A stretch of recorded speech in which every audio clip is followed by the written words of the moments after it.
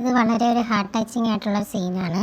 അപ്പോൾ ഈ പയ്യനാണെങ്കിൽ ഒരു ബ്ലഡ് ഡിസീസ് ഉണ്ട്. അപ്പോൾ ആ ബ്ലഡ് ഡിസീസിൻ്റെ ട്രീറ്റ്മെൻറ്റിന് വേണ്ടിയിട്ട് ഇവൻ്റെ നിന്ന് സിഗ്നേച്ചർ വാങ്ങിക്കുകയാണ്. കാരണം ഈ ട്രീറ്റ്മെൻറ്റ് വളരെ പെയിൻഫുള്ളായിരിക്കും. ഇതിൻ്റെ ഇടയിൽ അവനെ എന്തെങ്കിലും സംഭവിച്ചു കഴിഞ്ഞാൽ ഈ ഡോക്ടേഴ്സ് ഉത്തരവാദിയല്ല എന്നുള്ള ഒരു എഗ്രിമെൻ്റാണ് ഇവന് ഒപ്പിട്ട് വാങ്ങിക്കുന്നത്. എന്തൊക്കെ പെയിൻഫുള്ളായിട്ടുള്ള ട്രീറ്റ്മെൻ്റ് ആണെങ്കിലും അത് അവന് ചെയ്തേ മതിയാക്കും. കാരണം അവൻ്റെ ഗേൾ ഫ്രണ്ടിൻ്റെ കൂടെ ജീവിക്കണമെന്ന് ഒത്തിരി ആഗ്രഹമുണ്ട്. അപ്പോൾ ആ ആഗ്രഹത്തിന് വേണ്ടിയിട്ടാണ് അവൻ ഈ ഇത്രയും പെയിൻഫുള്ളായിട്ടുള്ള ട്രീറ്റ്മെൻറ്റ് ചെയ്യാൻ റെഡിയായത്. അപ്പോൾ ഈ സമയത്ത് ഇഞ്ചക്ഷൻ എടുക്കാൻ വേണ്ടി ഡോക്ടർ വരാണ്. പെയിൻഫുള്ളായിട്ടുള്ള ഇഞ്ചക്ഷൻ എടുക്കാനാണ് വരുന്നത്. ആ സമയത്തൊക്കെ അവൻ്റെ ഗേൾ ഫ്രണ്ടിൻ്റെ കൂടെ സന്തോഷമായിട്ട് ജീവിക്കുന്ന ഇമാജിനേഷനാണ് ചെയ്യുന്നത്. അത് അവനൊരു സ്ട്രെങ്ത്തൊക്കെ കൊടുക്കുന്നുണ്ട്. ഈ ട്രീറ്റ്മെൻറ്റിന് തരണം ചെയ്യാനുള്ള സ്ട്രെങ്ത്തൊക്കെ കൊടുക്കുന്നുണ്ട്. പക്ഷേ ആ ഇഞ്ചക്ഷൻ എടുത്തതിന് ശേഷം അവൻ നന്നായിട്ട് വോമിറ്റ് ചെയ്യുകയാണ്.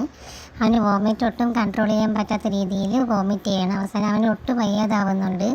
ആ സമയത്ത് ഡോക്ടർ ചോദിക്കുകയാണ്, ഈ ട്രീറ്റ്മെൻറ്റ് നിനക്ക് വേണമെങ്കിൽ ഇവിടെ വെച്ച് സ്റ്റോപ്പ് ആക്കാം എന്നൊക്കെ പറഞ്ഞ് ചോദിക്കുകയാണ്. അപ്പോൾ ഇവൻ പറയാണ്, ഇല്ല ഒരിക്കലും ഇല്ല, ഞാൻ ഈ ട്രീറ്റ്മെൻറ്റ് സ്റ്റോപ്പ് ചെയ്യില്ല, ഞാൻ കണ്ടിന്യൂ ചെയ്യുന്നതെന്ന് ഇവൻ പറയാണ്. എനിക്ക് ഈ പെയിന് ഹാൻഡിൽ ചെയ്യാൻ പറ്റും എന്നൊക്കെ ഇവൻ ഡോക്ടറിൻ്റെ അടുത്ത് പറയുന്നുണ്ട്.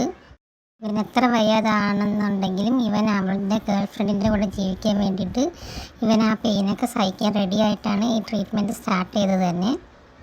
ഒത്തിരി പ്രാവശ്യം ബ്ലഡ് വോമിറ്റ് ചെയ്യുകയും ഒക്കെ ചെയ്യുന്നുണ്ട്. അതുപോലെ അവൻ്റെ ബോഡി ഫുൾ പെയിൻ എടുക്കുകയും ഒക്കെ ചെയ്യുകയാണ്. എന്നിട്ടൊന്നും അവൻ ആ ട്രീറ്റ്മെൻറ്റിൽ നിന്ന് പിന്മാറിയിട്ടില്ല. ഫസ്റ്റ് ഇവൻ്റെ അച്ഛൻ ഇവനെ വന്ന് കാണുന്നുണ്ട്. എന്നിട്ട് പറയുന്നുണ്ട്, നീ നന്നായിട്ട് ട്രീറ്റ്മെൻറ്റിൽ നിന്ന് കോപ്പറേറ്റ് ചെയ്യുന്നുണ്ട് എന്നൊക്കെ പറയാണ്. Thank you.